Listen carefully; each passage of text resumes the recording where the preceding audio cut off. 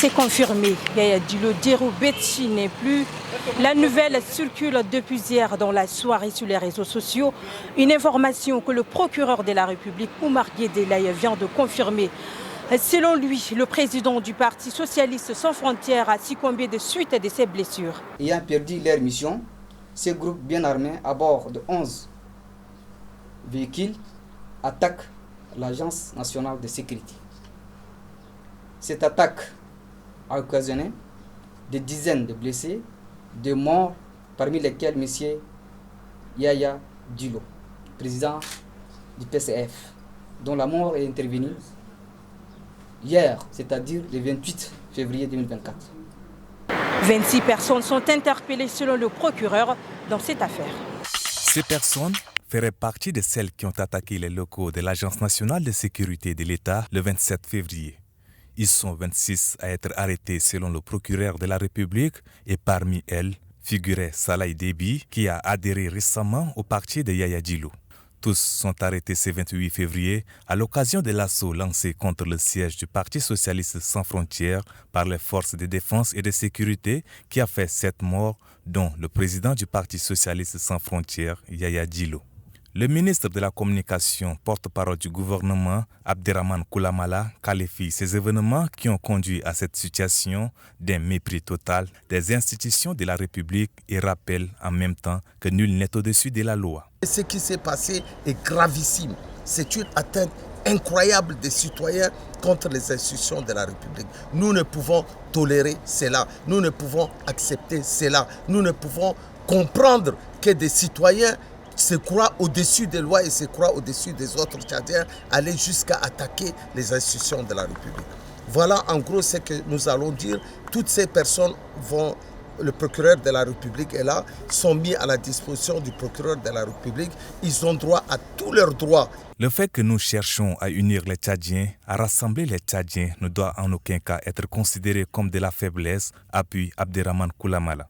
Ces personnes seront confiées au procureur de la République qui se chargera de les faire répondre de leurs actes devant les juridictions compétentes du pays. D'une voix ferme, le secrétaire général du mouvement patriotique du Salut a condamné les événements du 27 au 28 février. Des attaques qui ont coûté la vie à des Tchadiens. Selon lui, il s'agit d'un acte délibéré contre le processus de retour à l'ordre constitutionnel. La sécurité, la stabilité, la paix et l'unité nationale ne sont pas négociables. Personne, nous disons personne, ne peut jouer avec le destin du Tchad et l'avenir du peuple tchadien.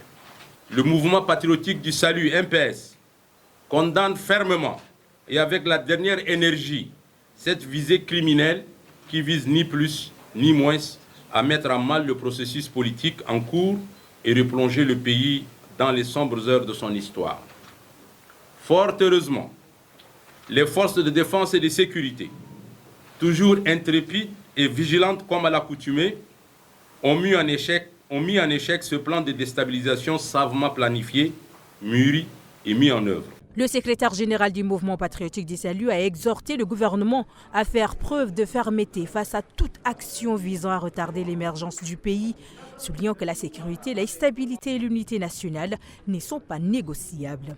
Pour lui, le MPS est déterminé à protéger l'ordre public et à défendre les intérêts du peuple tchadien dans cette période critique de transition. Après cet événement d'hier, la confusion règne toujours dans la capitale, surtout dans le centre-ville où on remarque une perturbation de la circulation.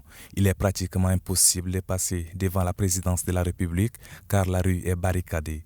Si les banques et les directions des téléphonie mobiles ont ouvert leurs portes et accueillent toujours les clients, certaines boutiques du quartier Djambalbar, Bololo et Clémat sont hermétiquement fermées. Les grands lycées de la capitale, tels que le lycée Félix Eboué et le lycée technique commercial, sont déserts. Et c'est dans ce climat de confusion qu'on annonce partout sur les réseaux sociaux la mort du président du Parti socialiste sans frontières, Yaya Dillo Betty, lors des affrontements armés du 28 février au siège du parti. L'on a attendu jusqu'à 11h de cette journée du 29 février pour que le procureur de la République près du tribunal de grande instance de N'Djamena, Oumar Guédelaye, confirme cette nouvelle du décès de Yaya Dillo Betty. Entre-temps, le gouvernement qui avait promis de faire le bilan de l'attaque menée menée par les partisans de ces désormais disparus la nuit du 27 février au siège de l'Agence nationale de sécurité de l'État reste encore silencieux et chacun commente l'événement en se basant sur les ondes.